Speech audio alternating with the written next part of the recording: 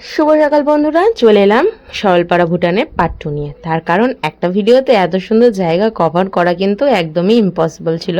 তার কারণ এত সুন্দর জায়গা, নিজস্ব যে প্রাকৃতিক সৌন্দর্য সেটা বর্ণনা করা এত তাড়াতাড়ি সম্ভব না। যাই হোক, চলে এলাম পার্ট 2টা নিয়ে। তো তোমরা দেখতেই পেয়েছিলে যে আমরা কিন্তু আগের ভিডিওতে দেখিয়েছিলাম একদম চলে এসেছি কাছাকাছি।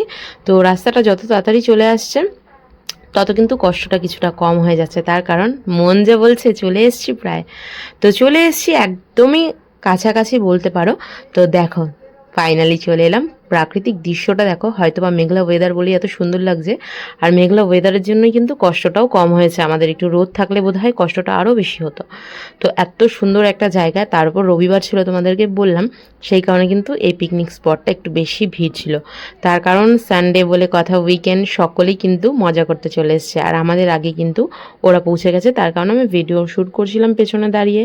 আর দেখো কত সুন্দর, তাই না? দূরে পাহাড়, তার উপরে মেঘ দেখা যাচ্ছে, এত সুন্দর একটা স্বচ্ছ জল। তবে এই জলটা কিন্তু বেশিক্ষণ স্বচ্ছ থাকবে না, তার কারণ খুব বৃষ্টি হবে। দেখতে থাকো ভিডিওটা, তোমাদের খুব ভালো লাগবে। তো এখানেই দেখতে পাচ্ছ জলের কত টান। তারপরে মেইন জায়গায় যখন যাব তখন চিন্তা করো কতটা টান হতে পারে। তো ভীষণ সুন্দর, এসে তো আমার মনটা প্রায় জুড়িয়ে গেছে বলতে পারি। তার কারণ যতটা কষ্ট করে এসেছিলাম তার অনেক গুণ প্রাপ্তি হয়ে গেল। এত সুন্দর জায়গা বলে কথা। তো দেখতেই পাচ্ছ অনেক কিন্তু ঘুরতে এসে, তার কারণ সকলেই কিন্তু এই জায়গাটাকে একটা পিকনিক স্পট নাম দিয়েছে এই কারণেই। সকলেই ঘুরতে আসে কম বেশি, ফ্যামিলি নিয়ে বা ব্যাচেলার ছেলেরা বা ব্যাচেলার মেয়েরা সকলেই ঘুরতে আসে। তো খুব সুন্দর জায়গাটা। আর আমি তো এসে একদম মন্ত্রমুগ্ধের মতন তাকিয়েই দেখছিলাম। তারপরেও ভিডিও তো শ্যুট করতে হতো। তবে এই আনন্দ কিন্তু আমার বেশিক্ষণের না। ভিডিওটা দেখতে থাকলে বুঝতে পারবে যে আমি আর কি ফেস করেছি পুরো দিনটা জুড়ে। আর পাহাড়গুলো দেখে তো আমি মানে এত ভালো লাগছে, চোখের শান্তি যেটাকে বলে। তো সকলেই দেখো ভিডিও অন করে যাচ্ছে, তার কারণ সকলেই ক্যাপচার করতে চাইছিল এত সুন্দর একটা জায়গা। আর দেখো সকলেই কিন্তু এখানে পিকনিকের মতন নিজেদের জায়গা করে নিয়ে বসে পড়েছে। আর জায়গাটার নাম হচ্ছে সরলপাড়া। ভীষণ সুন্দর। আমি মানে আর কত বর্ণনা দেব, বর্ণনা যতই দিই না কেন ততই কম লাগছে, এত সুন্দর, ভীষণ সুন্দর। আর সকল মিলে গেলাম, বাড়ি থেকে যেহেতু রান্না করে নিয়ে এসেছি, তার কারণ এখানে কোথায় খাবার পাবো কি পাবো না জানি না, যেহেতু প্রথমবার এলাম সেই কারণে কিন্তু বাড়ি থেকে রান্না করে নিয়ে এসেছিলাম। আর কত সুন্দর দেখো, দেখেই আমার প্রাণটা জুড়িয়ে যাচ্ছে। তোমাদের কিরকম লাগছে জায়গাটা বা আমার এই ভিডিওটা বা আগের ভিডিওটা অবশ্যই কিন্তু কমেন্টের মাধ্যমে জানিও, তাহলে আমার বুঝতে সুবিধা হবে যে ভিডিওটা তোমাদের কেমন লাগলো।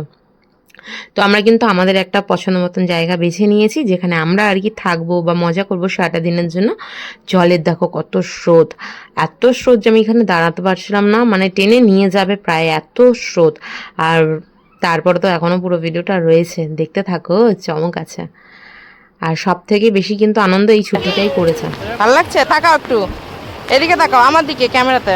মজা হচ্ছে? জায়গাটা ঠিক যতটাই সুন্দর ঠিক ততটাই কিন্তু একটু ঝামেলারও আছে। তার কারণ আছে, এইখানে কিন্তু মোবাইলে কোনো নেটওয়ার্ক ছিল না। তো বাড়িতে জানিয়ে দিতে হতো, তার কারণ মা মনি সকলেই একটু চিন্তা করতো। ভীষণ তো সুন্দর সেখান থেকে জায়গাটা, এসে তাই না? কিন্তু আমার সোনাই বাড়িতে জানিয়ে দিচ্ছিল। যতদিন আমি পাহাড়ের কাছাকাছি যাইনি ততদিন কিন্তু আমার সমুদ্রটাই ভালো লাগতো। তবে পাহাড়ের এত কাছাকাছি থেকে এখন কিন্তু পাহাড় আমার খুব ভালো লাগার একটা বিষয় হয়ে উঠেছে।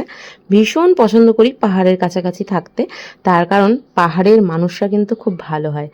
সমুদ্রের মানুষরাও অবশ্যই ভালো হয়, তবে পাহাড়ের মানুষরা কিন্তু একটু বেশি ভালো হয়। আর এই যে আমার প্রতি পরামর্শ এখানে কিন্তু এসআরকে ওয়ালা পোজ দিয়ে দিচ্ছে। আমি যদিও বা তাকে বলছিলাম যে একটু পোজ দিয়ে দাঁড়াও, তো ভেবেছে আমি ফটো তুলছি, তার মাঝে একটুখানি আমি ভিডিও নিয়ে নিয়েছিলাম। আর এই গরুগুলোকে দেখো এই পার থেকে এই পারে আসছে। আর এখানে কিন্তু হাঁটু সমান জল, তবে এতটাই টান যে একা একা পার করাটা একটু কষ্টের। আর এখানে আমিও তোমাদেরকে একটুখানি ভিডিও নিয়ে দেখাচ্ছিলাম। খুব সুন্দর জায়গাটা, আমি আর বর্ণনা করে পেরে উঠছি না, যত বর্ণনা করবো ততই জানি মনে হচ্ছে কম। তো ভীষণ সুন্দর সেই মতো ভিডিও ফটো নিচ্ছিলাম। তারপরে প্রাকৃতিক দুর্যোগ এলো, মানে বৃষ্টি। আর এখানে কিন্তু আমার বর ভীষণ মজা করেছে। আর যেই দুজনকে দেখছো আমার বর বাদে, তারাও কিন্তু আমার বরের সাথে একসাথেই কাজ করে। আর এখানে আমরা সকলেই খুব কম বেশি মজা করেছি। আমার বর জানি আলাদা লেভেলেরই এখানে গিয়ে মজা করছিল। ও কিন্তু খুব ইন্ট্রোভার্ট, আমি যেরকম একটু বেশি এক্সট্রোভার্ট, ও কিন্তু একটু ইন্ট্রোভার্ট ক্যাটাগরির মধ্যে পড়ে, একদম কথা বলে না। আর এখানে যাচ্ছে একটা বড় পাথর জোগাড় করেছে, সেখানে গিয়ে তো সেই পাথরটাকে ভোলেনাথের মতন করে পুজো করে আর কি বিসর্জন দিচ্ছে। আর তার ফাঁকে আবার তার মনেও পড়বে সাথে করে একটা বউ নিয়ে আসছে অনেক দূর চলে যাওয়ার পরে। যাই হোক, ভীষণ মজা করেছি। আর সকলের সাথে যাওয়াতে কিন্তু মজার পরিমাণটাও অনেকটা বেশি হয়ে গেছিল। তো মহাশয় কিছুটা দূরে গিয়ে মনেও পড়েছে যে সাথে একটা বউকেও নিয়ে এসছে। যাই হোক, মজা করছিলাম, তারপর খুব মজা করেছি। দিনটা বেশ ভালোই কেটেছে, যদিও বা বৃষ্টিটা হয়েছে। বৃষ্টিটার জন্য কিছুটা ভালোও লেগেছে, কিছুটা খারাপও হয়েছে, তবে ভালোটাই বেশি লেগেছে। আর এখানে বর কিছু একটা বলছিল, তবে এত ব্যাকগ্রাউন্ড মিউজিক হচ্ছিল যার জন্য আমাকে সাউন্ডটা অফ করে দিতে হয়েছে। বেশ মজা হয়েছে, আর ভীষণ ক্লান্ত হয়ে গেছিলাম জলের মধ্যে এতক্ষণ ঝাপাঝাপি করে। আর এই ছুটিটা সব থেকে বেশি এনার্জি ওর এখন বলছে লাঞ্চ করে নেওয়ার পরে এবার বাড়ি যাওয়ার পালা। এখন আবার 4-5 ঘন্টা লাগবে যেতে। গাড়ি চাবি কোথায়? আর আমার দিচ্ছে না, ভীষণ ক্লান্ত আর ভীষণ বৃষ্টি পড়ছে, তার জন্য চেঞ্জ করে নিয়ে এগুলো পরেই বাড়ি যাচ্ছি। আপনাদেরকে দেখাচ্ছি এখনকার অবস্থাটা দেখুন আকাশের, প্রচুর এক পশলা বৃষ্টি হয়ে গেছে আর লোক, কত লোক।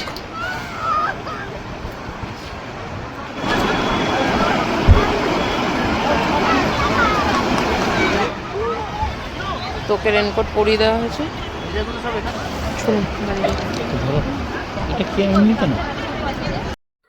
খুব সুন্দর জায়গাটা, এতটাই সুন্দর যেটা ভাষা দিয়ে বর্ণনা করা একদমই সম্ভব নয়।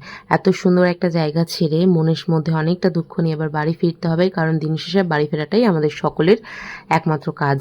তারপরেও বলতে পারি খুব সুন্দর একটা দিন আজকে কাটালাম। সেই সুন্দর দিনে যে স্মৃতিগুলো, সেগুলো মনের পাতায় যোগ হয়ে গেল, যেগুলো সারা জীবনের জন্য মনের মধ্যে থেকে যাবে।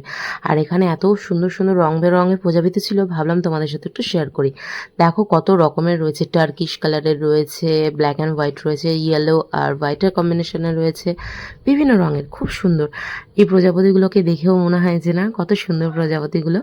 কিন্তু এই প্রজাপতিগুলো কিন্তু একটা টাইমে শুঁয়োপোকা থাকে, সেখান থেকে জীবনচক্রের মাধ্যমে সুন্দর প্রজাপতিতে পরিণত হয়। যাই হোক, সুন্দর একটা দিন কাটানোর পরে অবশেষে বাড়ি ফেরার পালা।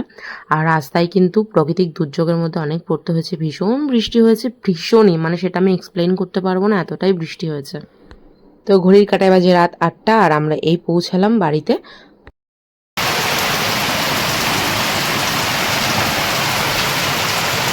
বাড়ি থেকে বেরিয়েছি সেই সময়টুকু বৃষ্টি ছিল না, সারাটা দিন আজকে বৃষ্টির মধ্যে পড়েছি।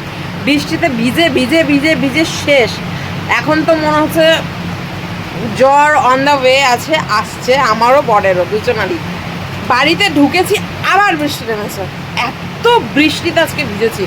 তবে এনজয়মেন্টও প্রচুর হয়েছে, তবে কি বৃষ্টির জন্য ফোন বার করতে পারিনি বলে অনেক ক্লিপ নিতে পারিনি। যাই হোক, ভীষণ মজা করেছি, সারাটা দিন খুব ভালোভাবে কাটলো। এই জাস্ট ঢুকলাম, মনে হয় 10 থেকে 15 মিনিট হবে, 15 মিনিটও হয়নি, 10 মিনিট হবে। এসেই আগে স্নান করে নিয়েছি, তবে মাথাটা ভেজাইনি, এত রাত হয়ে গেছে বলে। এই রাতে যদি মাথা ভেজাই তাহলে মানে নিঘাত শরীর খারাপে পড়বো। তবে স্নান করে নিয়েছি, গা ধুয়ে নিয়েছি ভালো করে। আর যাই হোক, এখন ডিনার করবো, করে শুয়ে পড়বো, কারণ কি আর শরীর চলছে না। আজকের ব্লগটা আমি এখানেই শেষ করছি, দেখা হচ্ছে পরে কোনো একটা ভিডিও ব্লগে। যদি তোমাদের ব্লগটা ভালো লাগে তাহলে একটা লাইক করে দিও, আর তোমাদের কেমন লাগলো অবশ্যই কমেন্টের মাধ্যমে জানিও। আর দেখা হচ্ছে পরের ভিডিওতে। Tata, good night.